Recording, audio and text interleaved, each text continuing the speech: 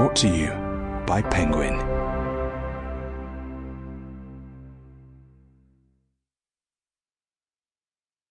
Over the Rainbow, written and read by me, Alex James. Chapter 1, Last Christmas, December. Day to day, week to week, I'm consumed with the family farm. My wife and I bought it on our honeymoon 20 years ago, and it's our home and it's our business.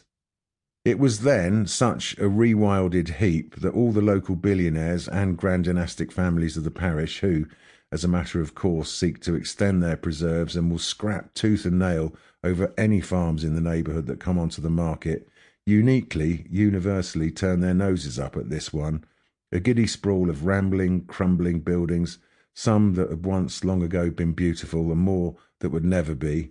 It was more like buying a village than a house, an abandoned village at that, or perhaps a tiny bankrupt principality. Actually, it's about half the size of Monaco, which is titchy as farms go, although, unlike Monaco, no one rich had ever lived here. But it felt spiritually sound, sacred even. From the moment we first rolled up the front track through scattering rabbits, we both wanted to stay. And the more time I spend here, with Claire, making it whir, the less I want to leave. It constantly surprises me with its bounties and beauties, and it is perhaps most beautiful of all in darkest winter, under blankets of snow, carpets of frost, roofless and brilliant blue skies, bonfires blazing.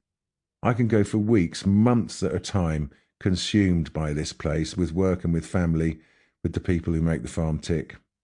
But then, each year, Christmas comes, and we officially shut up shop. The office closes the day before Christmas Eve, and everyone has to take a break until the day after New Year's Day. No meetings, no scheming, no digging, no building, and no travel beyond the parish boundary. Never tell anyone we're closed for the holiday. Not ever, I tell them on the last day in the office. Sean, the bookkeeper and First Lord of the Farm Treasury, Charlotte, the farm manager, and Georgie, who's good at absolutely everything but wants to leave and work somewhere else. Say we're travelling, say we're away, say anything but we're on holiday. That just annoys everyone who isn't. Since we've lived here, banging the bullseye of England's green and pleasant land, I've realised that summer is just about the stupidest time to take a holiday, but then there's never a good time to leave a farm, except perhaps the darkest, coldest couple of weeks.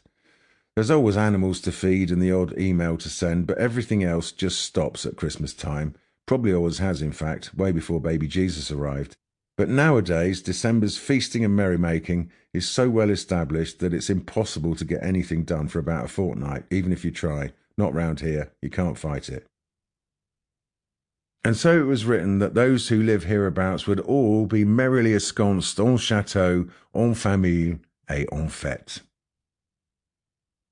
I've been working hard and had a huge mountain to climb in January. I was much looking forward to some well-earned rest and relaxation, except this year, Christmas Eve fell on a Saturday, and the entire week leading up to it was starting to look like one long Christmas party. A slow-motion steeplechase all over the gardens. Invitations have been trickling in for weeks. The festivities kicked off with the birthday party on the shortest day of the year. Giddy with the anticipation of a week or two's repose and revelling, I got stuck right into the Armagnac during the canapés on arrival.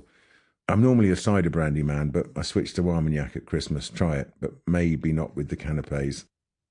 It was a small gathering, a sit-down dinner in a bebaubled orangery, although we didn't sit down to dinner until quite late, and after the toasts and the speeches and the petit four and the cheese and most of the Armagnac, Jamie Cullen played with his whole band. There were, I think, almost as many people in the band as there were having dinner. They were absolutely brilliant. I was dancing on the table before the first song had finished, and then Jamie passed me the microphone and I sang Uptown Funk, apparently. Although I only have the faintest dreamlike recollection of that part of the evening, I can tell you for certain that the mic would have been a Shaw SM58 unidirectional cardioid dynamic model. It gave me pause to consider that something that I thought might never happen again, something very precious that I had only the faintest dreamlike recollection of, was about to be thrust upon me in similar fashion. But there was no time to dwell, because the next day we were off after a spot of family magnet. Sample complete. Ready to continue?